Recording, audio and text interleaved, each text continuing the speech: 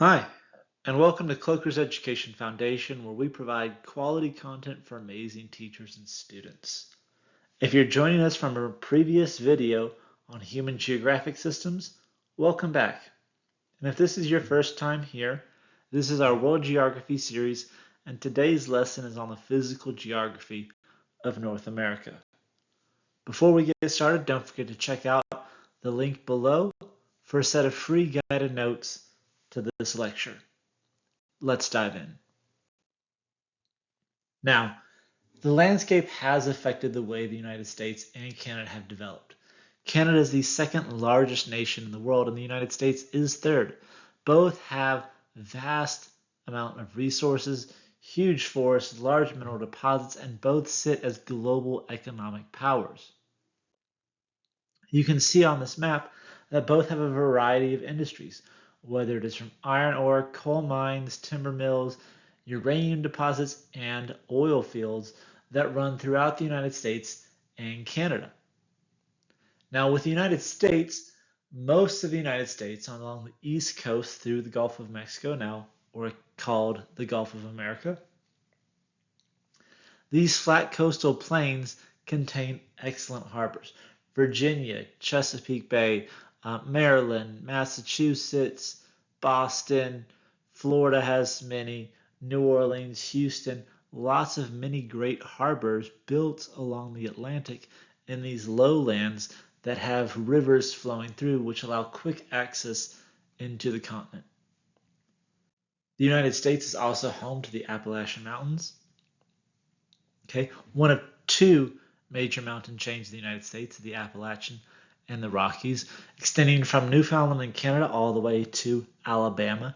They are 400 million years old, and due to erosion, both by the weather and chemical, they are slowly eroding away, and so the elevation is dropping slowly, but it's still several thousand feet above sea level. Once you move in past the Appalachian Mountains, we have vast regions known as the interior lowlands. Okay, this land was formed millions of years ago by glaciers, which have left rolling hills, thousands of lakes, and very fertile soil. And we break down the lowlands into three major regions. The interior plains, which is the Appalachians to west of the Mississippi, the Great Plains, which is the Mississippi to the Rockies, and then the Canadian Shield running through Canada up by Hudson Bay. Now, as we continue to push west from these plains, we hit the Rocky Mountains in the United States, the second major mountain chain in the United States. Running from Alaska to New Mexico, they're fairly new, being only 80 million years old. Yes, I can say 80 million years old is fairly new and fairly young for a mountain chain. Most of them are consistently covered in snow as the peaks top out well over 12,000 feet above sea level. And this continental divide is going to mark the difference and separations of rivers in the United States. So this continental divide, as you can see right here in red, the rivers to the east or to the right of the photo are going to flow eastward into the Atlantic, and the rivers to the left are going to flow westward into the Pacific. Now, while these two major mountain chains are in the continental United States, the tallest mountain in the United States is going to be Mount McKinley, named after President McKinley, at 20,000 feet in Alaska. And a gorgeous scenery here, as you can see, being America's tallest mountain. Now, let's talk about our neighbor. Our neighbor has some islands, the Ellesmere, Victoria, and the Baffin Islands, which all run along the Arctic Circle. They, of course, have Newfoundland, and we're going to get to more as we continue down. The United States has some islands as well. Okay, we have the Aleutian Islands, which branch off of Alaska and extend out towards Russia. And we have the Hawaiian Islands, which were added into the U.S. They were a territory of the U.S. in the early 1900s and became a state in 1959. Both are formed by volcanoes. with the hot spots, the molten lava reaching above sea level. Now, the United States, North America, Canada are blessed with the amount of waterways we have that reach into the Atlantic, into the Arctic, into the Pacific. These waterways make great forms of transportation to get around the continent. They also are used to provide power and irrigation, to feed our crops, to feed us, of course, to power major cities, and the river systems like the Mississippi, the Ohio River, the Missouri River are the longest and busiest river systems in the United States. Now, in between the United States and Canada is the St. Lawrence River, which goes and empties out into the Ontario, the Erie, the Huron, the Michigan, and Lake Superior. Right, these Great Lakes, which were left over by glaciers, again, provide major resources for the northeastern United States and a great way of transporting goods from those states to Europe via water. Now, Canada does have rivers as well. Okay, the Mackenzie River is Canada's longest river, running through the Northwestern Territory up by Yukon, and provides a way to get resources into the Arctic and get around to market. But North America is a huge producer of many goods. Our biggest exports are going to be culture and food. Both Canada and the United States are major producers of lumber. Both are rich in oil, both are rich in coal and natural gas. But the United States, with the population and the demands of our economy, we are the largest consumer of energy.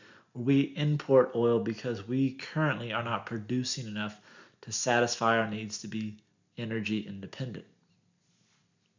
Now, the first people in the United States, the first inhabitants of North America came over as nomads from Siberia, crossing Beringa, the land bridge, or the Bering Land Bridge, into what we would call Alaska, making their way down south to warmer climates.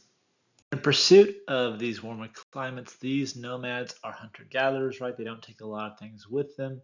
And several thousand years ago, with the Neolithic Revolution, people began farming, right? Cutting down trees to use for homes, to use as fuel, using tools of wood and stone and bone, digging trenches and ditches for irrigation, using animal pelts for home when there's the lack of resources, generally adapting to overcome their environment.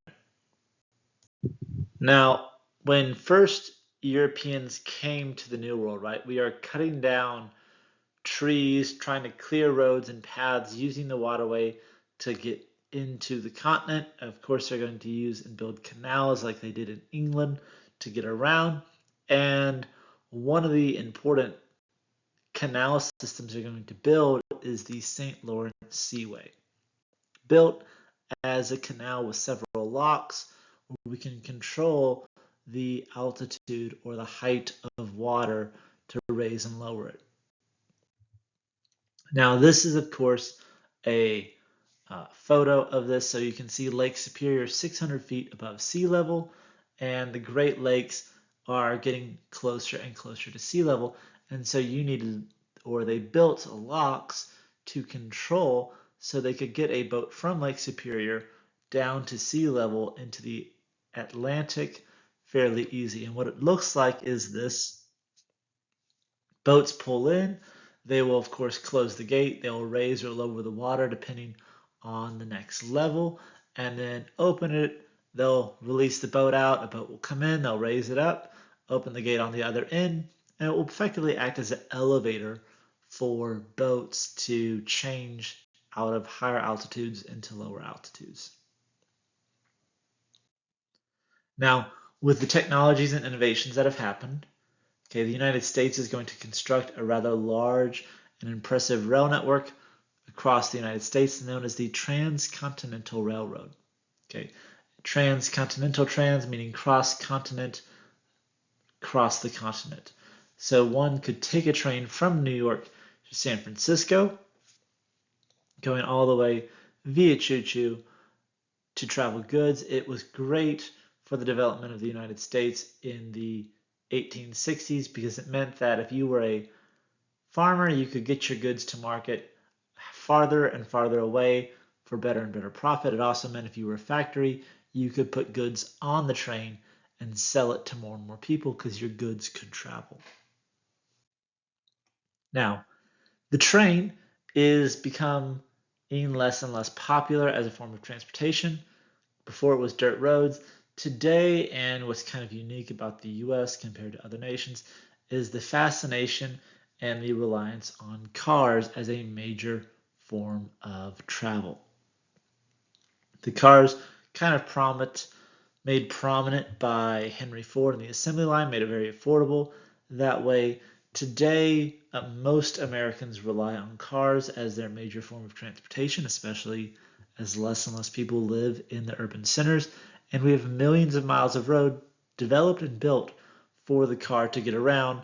And even now, using this, truckers will carry goods on their trucks around the nation. And so the US is still using water, we're still using trains, but we're also using cars to transport goods from point A to point B. Now, the vegetation and climate is going to drastically differ depending on where you are and what you want to do. So, for example, in Alaska and Canada, we have the Arctic coast, which is going to be tundra. It is going to be the permafrost where the grounds do not get very high temperatures above freezing, and most of it is frozen. As you start to navigate down south, you have the taiga where you can have temperatures that are now getting to the point where you can grow crops. As we get further and further south, you have the grasslands, you have the deserts, you have the forest. And then as you continue to get further and further south towards the equator, you get more tropical rainforest in Mexico and Central America. The US does have a few unique features, one of them being the Everglades, a massive swampland in southern Florida, which kind of dominates the geography and biosphere of the state. The warm air from the Gulf of Mexico or the Gulf of America, depending on who you ask, is going to push up and carry in a lot of moisture into the United States. It's also going to impact the cold fronts emerging out of the Arctic that have crossed the northern United States right in about the Oklahoma, Kansas, northern Texas line area region. And so we see a lot of kind of extreme weather because of that, because that's where these two fronts are meeting. The tornadoes, the thunderstorms, the blizzards, because these warm airs are coming in off of the Gulf of Mexico, and the cold air is coming down from Canada. So Canada. Now, Canada is very similar to the United States in a lot of ways. There are some unique differences in Canada's story versus the United States. So Canada, okay, founded by the Vikings, the first ones that come over, Eric the Red, established a Viking settlement in 980. 20 years later, his son, Leif Erikson, arrives in Newfoundland and calls it Vinland. We have records of this. It's very well documented in the United States, but many people just didn't want to go because the Vikings were kind of violent people and not many wanted to go to where the Vikings were. Now, the first settlers, again, crossed the Beringa Strait, okay, the land bridge between Siberia and Alaska into the northern world. They settled in the northern parts. This group that remained there, called Inuits, occasionally will be called Eskimos, but Inuit is the correct term. And many others will continue to move south. In the United States, we call these groups Native Americans. In Canada, they refer to these groups as the First Nations. Now, these First Nations, they of course have settled the area, and in the 1700s, the 1600s, when the French and the British are coming, they're going to interact with these Europeans, which they have not seen for quite a while. Right. Um, with the Vikings founding Vinland in the year 1000, it's been 600 years since there's been a major European power in North America. French explorers are going to do much of the mapping and exploration of Canada. The British are going to come in mostly along Northern America, and after the French and Indian War, we'll gain much of the territory. But here we're just taking a look at this map. You can see Britain is going to settle along what is known as the east coast of the United States. The French will settle in Canada and use the riverways to travel down. They're also going to settle in New Orleans and use the Mississippi to travel up. But after the conflict in the French and Indian War, okay, the French are going to lose their territorial claims to the New World. The British are going to win. They're going to keep the land, but they will allow the French settlers to remain in that region and in those areas as long as they swear allegiance to Great Britain. So Canada is split between the Upper Canada, those at the English-speaking majority, and Lower Canada, specifically the region of Quebec in that area, where they speak French, right? Because it is been divided since the French founded it and then the British took over after the war. Now, in 1867, okay, Britain is going to pass the North American Act, creating Canada as its independent nation. So Britain has formed this government, kind of built it up into a confederation of states with between Upper Canada and Lower Canada, and they'll settle on Ottawa as the nation's capital. Britain is going to formally recognize them as a free and independent territory in 1931.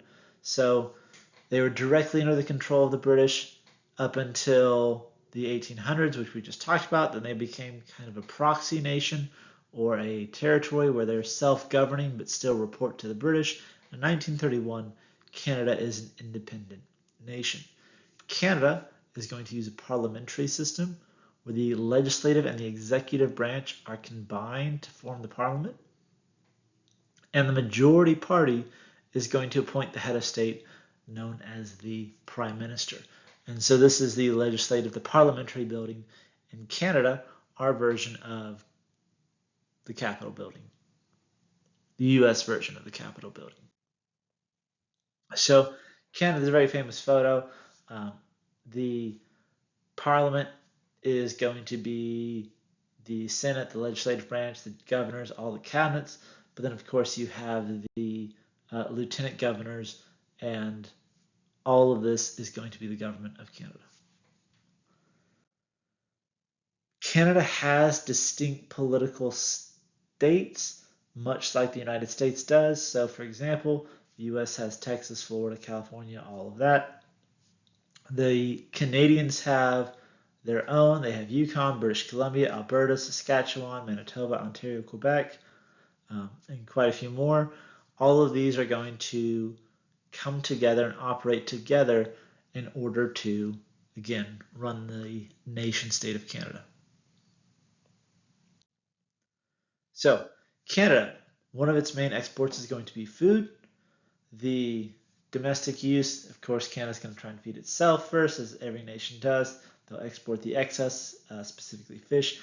Canada is going to be one of the largest exporters of wood in the nation. They, of course, have mining, oil, uranium, zinc, gold, all the things you can imagine. And fishing, no country exports more fish than Canada does. So, when we talk about these two nations as economic powers, we need to realize that they are not in competition with each other for most things. Okay, we kind of let each other do our own. So, in 1993, President Bill Clinton drafted an agreement known as NAFTA, the North American Free Trade Agreement, which was a pact between the U.S., Canada, and Mexico, where goods could be traveled and traded between the nations tax-free, which was great for the United States because it meant we could cheaper goods on the market. It was great for Mexico because it meant that manufacturing jobs went there. However, after many years, this agreement has kind of fallen apart because the U.S. struggled to keep those manufacturing goods because people could go to Mexico to make things cheaper. It later gets rebranded as the USMCA, the US, Mexico, and Canada, and is still around to this day, just under different guise with a few more policies that benefit the United States.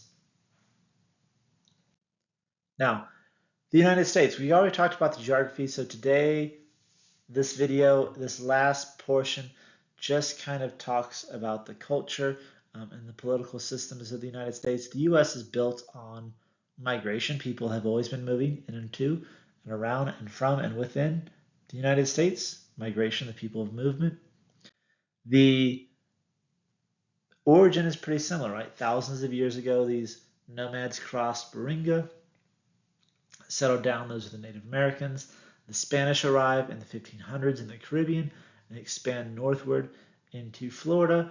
We have the French coming down into Canada and settling in New Orleans. And of course, the English arrive in 1607 and proliferate and spread along the East Coast. And then in 1619, we have the first slaves coming to the United States via the British.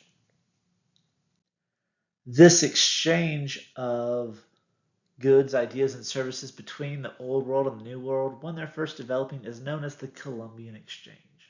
Okay? The movement of plants, animals, diseases, and ideas from the new world to the old world. That's the Columbian Exchange. And this is a very iconic photo, which we see in a lot of textbooks, right? We have things leaving Europe and coming to the New World: coffee, peaches, pears, citrus fruits, bananas, honeybees, sugarcane, livestock, cows, sheep, pigs, horses, and of course diseases. And we have goods leaving North America and arriving in Europe, which are going to be more prominent. Things like tobacco, turkey, peppers, pineapple, cocoa beans, peanuts, potatoes, tomatoes, corn, beans, vanilla. Yes, tomatoes are not native to Europe. Your history teacher who said that the Romans ate pasta and pizza lied to you. The tomatoes were not discovered, were not brought over till after the discovery of the New World. Now, very similar, right, with Canada is that the French and Indian War, Britain gained control over the New World for the most part. With the exception of the Spanish, Britain controlled North America. However, in the 1770s, the United States, the colonists revolted against England, and this is the American Revolution. We have a world history video if you want to go check out our world history series on the American Revolution or the U.S. history series on the American Revolution. We revolted against the English and became an independent nation. Now, as we continue to grow, we are, of course, taking territory from the natives. We're taking and buying territory from the Spanish. And when the French re-emerge in the New World, Thomas Jefferson is going to purchase the territory of Louisiana from the French in 1803. Wasn't necessarily legal, but he did it and no one's ever complained since. And so he doubled the size of our nation. We're continuing to purchase and expand westward, which is us getting all of these new territories, these new regions, these new environments that we just talked about. They were not all instantly in the United States, right? They had to be discovered by colonists and by pioneers. Now, as the U.S. continues to grow and develop, the industrial North and the agricultural South, of course, have political tensions, mostly over the issue of slavery. This, of course, as a result, results in the Civil War. Again, you can check out our videos on that in U.S. history or in AP U.S. history where we break down the Civil War for you. But after the Civil War, more and more people are pushing out west. Okay, the pioneers are continuing to go, again, forcing out the Native Americans. The railroaders of helping people go out west. And by 1890, the U.S. is considered to be fully settled. In the early 1900s, we again start pursuing goals of expanding overseas. And so we get the territory of Hawaii because of this, because of U.S. imperialism. We try to avoid conflict And as we get into World War I, we're drawn in by the Germans' unrestricted submarine warfare. After World War I, we kind of draw back to an isolationist. We're then drawn into World War II by the attack on Pearl Harbor. And the U.S. is very fortunate in most of these major wars that have happened that the U.S. does not suffer a tremendous amount of damage. No one is carpet bombing the United States. No one is bombing major industrial centers in the U.S. During two major world wars, we are unscathed. And so we have a huge advantage in the fact that we have 2,000 miles of ocean on both sides of us separating the U.S. By 2000, we're considered the only world superpower after the fall of the Soviet Union. And we saw a terrorist attack on 9/11, which was one of the first major terrorist attacks in the United States. Again, the U.S. has been very fortunate to be mostly unscathed from foreign attacks and foreign wars. Now, the U.S. has had some social changes and all that. I know we just kind of talked about all the military. The U.S. is going to go through the civil rights movement, right, which is the struggle for equality from the African American community, from the Latino community. We're going to see the rise of the feminist movement. We'll see political rights changing through the Vietnam War. We're going to see the introduction of technology and computers, which will drastically change the United States and how we operate all the way through the end of the Cold War. But despite all of these military changes and social changes, politically we've stayed very similar to our foundations. Of course, we have our Constitution. These are our laws, our rule books, the laws of the land, which set up our three forms of government: the executive, the judicial, and the legislative. Okay, these three carry out the laws, they make the laws, they interpret the laws. If you want to go check out our government series, we have a whole series of videos explaining and breaking down each one. But they're all set up and developed by the Constitution. Our legislative branch having the House of Representatives and the Senate, the Capitol, the White House having the President and the Vice President, the Supreme Court, our judicial branch, with our 9 Supreme Court judges, and of course the federal and state judges below them. And they each have their own jobs. The executive branch, headed by our president, okay, he's carrying out our laws, he's serving a 4-year term. Okay, there are requirements to be president. Again, you can check out our other series for that. The legislative branch, again, this is where we the people elect members to go vote for our stead in Congress and in Senate. Okay, congressmen serve for 4 years. The senators serve for 6. It's there to make the laws. And of course, the judicial branch, right? This is our Supreme Court justices, where there are 9 of them. They are were chosen by the president, and the Senate must vote and confirm them. They serve for life unless they retire. And despite the fact that they serve for life, most people say they're generally the most trusted branch of our government. That wraps up our lesson. Thank you for joining us today. Don't forget to like and subscribe. Our next unit on Latin America, where we cover South America, Central America, and the Caribbean, is just a click away. I'll see you there.